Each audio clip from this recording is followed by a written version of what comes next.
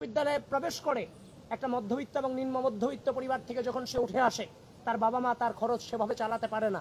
তো একটা স্টুডেন্ট যখন বাহিরের হোস্টেলে কিংবা মেসে থাকে, প্রচুর পরিমাণে খরচ আছে।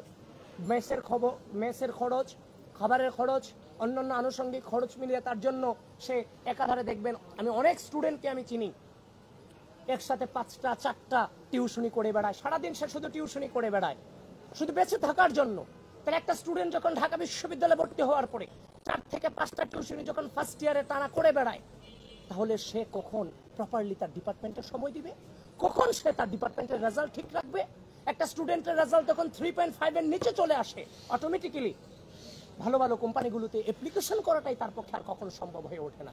সুতরাং আমি আমার স্টুডেন্টদের জন্য, আমরা আমাদের স্টুডেন্টদের জন্য একটা মানসিক প্রশান্তি দিয়ে যেন সে বিশ্ববিদ্যালয়ে বসবাস করতে পারে, তার পড়াশোনা চালিয়ে রাখতে পারে, সেটার জন্য আবাসন ব্যবস্থার যে একটা সমস্যা, সেটা পরিপূর্ণ আবাসিক বিশ্ববিদ্যালয়ে রূপান্তর করার জন্য আমাদের হচ্ছে যে কিভাবে বলবো, এটা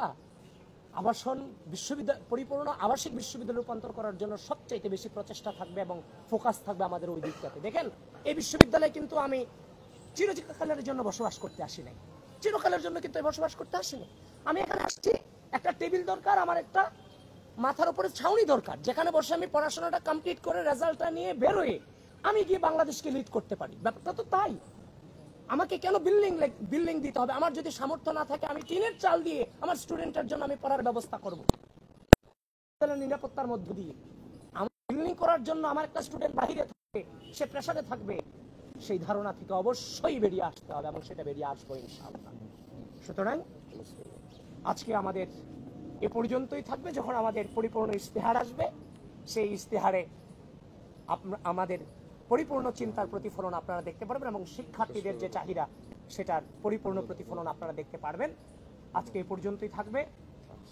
আর পরবর্তীর যে কর্মসূচি এবং কাজ, সেটা আমরা আপনাদেরকে পরবর্তীতে আমরা জানিয়ে দেব ইনশাআল্লাহ। সকলে ভালো থাকবেন, সুস্থ থাকবেন, আমাদের জন্য আপনারা দোয়া রাখবেন। চলছে কার্যক্রম, সবকিছু কার্যক্রম চলছে, অতি শীঘ্র আপনারা পেয়ে যাবেন।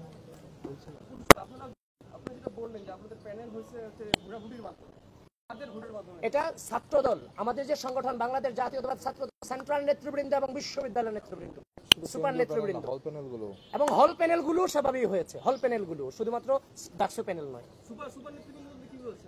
সুপার নেতৃবৃন্দ যারা প্রথম বিশ্ববিদ্যালয়ের মাধ্যমে।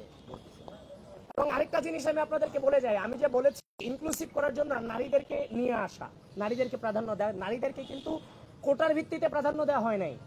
এই ঢাকা বিশ্ববিদ্যালয়ে যখন 14, 15, 16 তারিখ, যখন বিশেষ করে 15, 16 তারিখ যখন ধুধু মরুভূমি রূপান্তরিত হয়েছিল, আমাদের সাহস কি ছিল জানেন?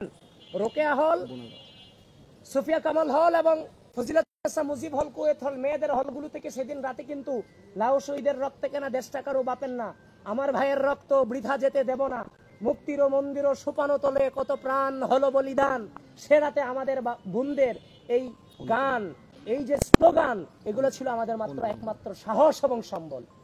সুতরাং আমাদের সেই বোনদেরকে আমরা স্মরণে রেখে চেষ্টা করেছি ইনক্লুসিভ করার জন্য। এবং এই গণঅভ্যুত্থানে আমার বোনদের ভূমিকাকে যদি কেউ অস্বীকার করে কিংবা আমরা যদি সেটাকে দুর্বলভাবে দেখি, তাহলে এই গণঅভ্যুত্থানকে স্বীকার করা হবে না। আমার বোন সেদিন সাহসী ভূমিকা না রাখতো, তাহলে আজকের ইতিহাস ভিন্ন রকম হতে পারত।